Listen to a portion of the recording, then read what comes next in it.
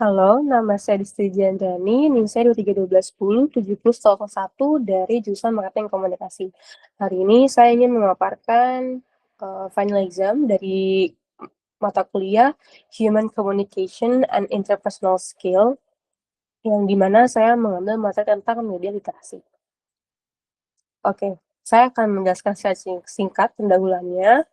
Apa sih media literasi itu?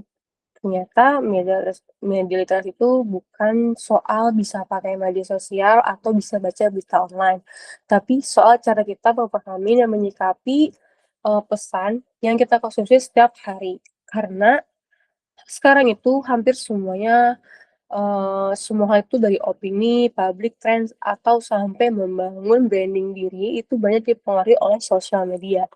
Di sisi lain juga, banjir informasi yang bikin kita rentan kena hoax, framing yang bias, atau konten yang sengaja memancing emosi. Jadi, media literasi itu penting supaya kita lebih sadar, bukan sekedar mengikuti arus. Apa sih media literasi dan kenapa nyambung ke interpersonal skill?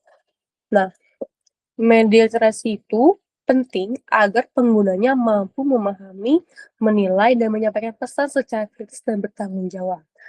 Serta kenapa itu berhubungan dengan interpersonal skill, karena komunikasi interpersonal itu, nyambung juga dengan cara kita menyikapi sosial media, yaitu seperti empati, kemampuan menyesuaikan gaya komunikasi, dan kontrol emosi. Hal ini juga membantu menciptakan komunikasi yang lebih sadar, sehat, dan efektif.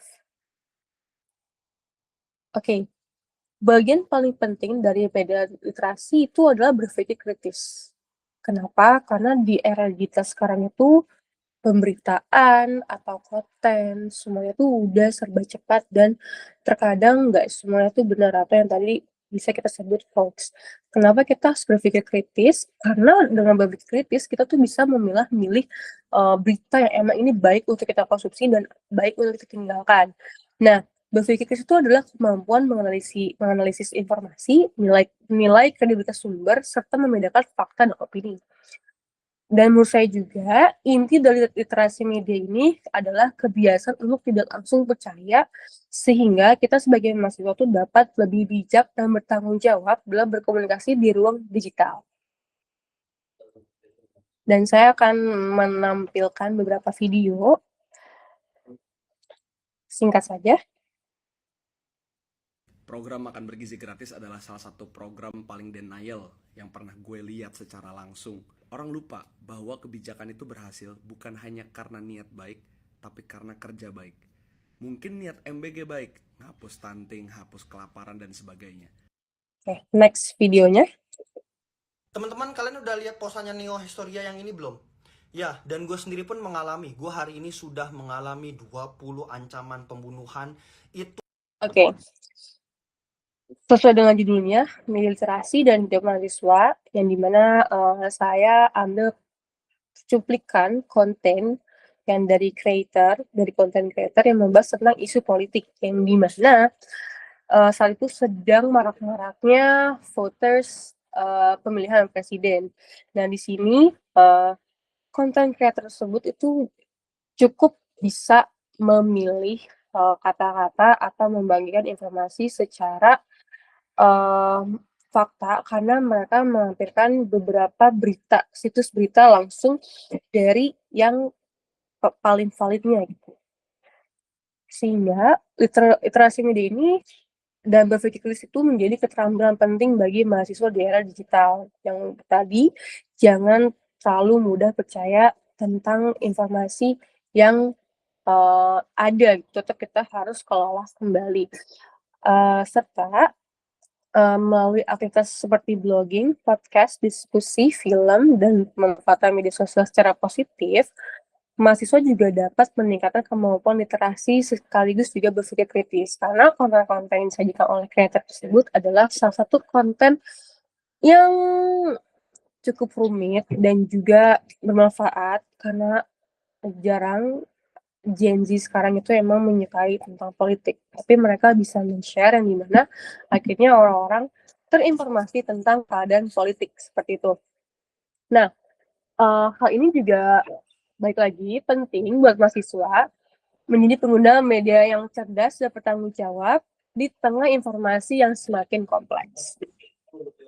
Nah, ini juga ada contoh kasus yang cukup viral ke belakang yang lalu. Contohnya yang Anita Tamber ini, yang dimana ada pro dan kontra. Ada pro untuk Mbak Anitanya, ada kontra juga, ada pro yang dari pegawai KAI juga. Dan ternyata di situ banyak informasi yang simpang siur yang nggak tahu mana yang benar mana yang salah.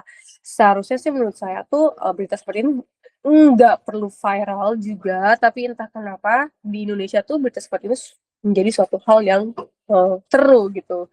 Padahal nggak ada makna atau penyampaian yang memang ada reasonnya untuk kita publik untuk mengkonsumsi. Next. Aja. Nah, next ini ada sikap melek media. Di era digital ini balik lagi arus informasi itu semakin cepat, semakin masif, tapi untuk validasinya tuh semakin sulit menurut saya gitu. Karena setiap jamnya, setiap harinya tuh pasti selalu ada berita yang baru dan berita yang baru yang lebih variatif gitu. Sikap kritis ini seperti mengecek sumber, memverifikasi fakta, dan gak langsung juga membagi informasi adalah kunci agar masyarakat, khususnya mahasiswa, itu menjadi pengguna media yang lebih cerdas dan bertanggung jawab. Nah, ini juga ada kasus yang kedua, saya ambilnya adalah media sosial versus realita. Saya akan sedikit menampilkan videonya. Ada satu orang nih, sebut aja namanya A. Dia punya sosmed bagus banget. Foto mobil mewah, jalan-jalan ke luar negeri, semua fotonya bagus. Terlihat sangat sukses dan baik. Tapi realita aslinya jauh berbeda. Mobilnya masih cicilan hutang, bisnisnya pernah ngemplang pembayaran ke orang, pernah curangin partner bisnis. Intinya banyak hal-hal kurang baik yang nggak terlihat secara online. Itu tadi yang dimana sekarang itu mungkin sudah menjadi kebiasaan orang-orang yang selalu membandingkan kehidupan sosial media dan realita yang dimana itu cukup berbeda. Misalnya di media sosialnya dia hidupnya fancy banget, serba ada, tapi dalam kehidupan nyata ternyata dia diem-diem ngutang juga gitu. Yang dimana hal ini tuh tragedi ini tuh mengkhawatirkan pengguna sosial media. Kenapa? Karena pada akhirnya kita selalu membandingkan diri sendiri kepada orang lain gitu. Dan media sosial seperti Instagram, TikTok, dan Twitter juga sering menampilkan kehidupan yang sudah dikurasi sehingga menciptakan jarak antara realitas online dan kehidupan nyata. Konten yang terlihat sempurna itu ternyata mendorong budaya perbandingan, FOMO, dan tekanan psikologis terutama di kalangan anak muda. Dan ternyata algoritma media sosial juga turut memperkuat ilusi ini dengan terus menampilkan konten serupa yang menarik perhatian. Media literasi dan kesehatan mental itu juga common banget di era kita, apalagi Gen Z yang dimana ternyata itu sangat berpengaruh juga gitu. Mau nggak mau, kayak misalnya sekarang kalau kita sering melihat konten sosial media, itu ternyata bisa mungkin menjadi anxious atau cemas gitu. Cemas yang berlebihan karena kita selalu membandingkan diri dengan orang lain yang ada di sosial media, entah itu pendidikan, entah itu karir, entah itu pencapaian-pencapaian lainnya gitu. Dan tapi sisi positifnya juga ternyata dari sosial media kita banyak belajar tentang mengontrol hal itu semua karena banyak sekali platform-platform yang dimana mengajak orang-orang untuk bisa lebih peduli dengan kesehatan mental tersebut gitu. Nah, media literasi dan demokrasi balik lagi karena kita tahun lalu sudah mengalami tentang pemilihan presiden yang dimana juga saya cantum contohnya adalah pemilihan Zohran Mamdani saat pemilihan di New York yang dimana banyak campaign-campaign yang dilakukan Zohran itu cukup menarik perhatian Gen Z gitu. Nah, itu juga ada sisi positif dan sisi negatifnya mungkin banyak lawannya Zohran yang membuat isu-isu yang tidak pantas untuk diperlihatkan kepada audiens. Nah, literasi digital itu penting juga agar masyarakat balik lagi berpikir kritis karena kita sudah mempelajari materi ini yang dimana kita tetap harus berpikir kritis sebagai mahasiswa Jadi kita tidak mudah terprovokasi dan tidak mudah juga men-share ujaran kebencian, seperti itu. Nah, ini juga ada video dampak jika kita tidak melek media sosial. Semua sosial media akhirnya digugat karena mental health. Dan ini sama sekolah. YouTube, TikTok, Instagram, Facebook, Snapchat. Yang risetnya dibikin 10 tahun sampai 2019. Dia bilang murid-muridnya naik 30% dalam merasakan kesedihan atau hopeless. Oke, saya hanya menampilkan sedikit saja videonya.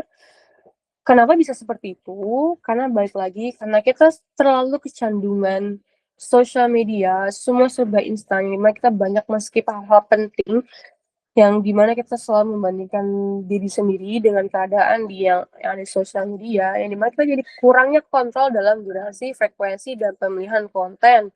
Itu juga berdampak pada kesehatan perilaku sosial hingga keamanan penggunanya gitu. Nah, kenapa kita harus melek? Karena resiko bermedia sosial itu penting agar individu mampu mengendalikan teknologi, bukan dikendalikan oleh teknologi.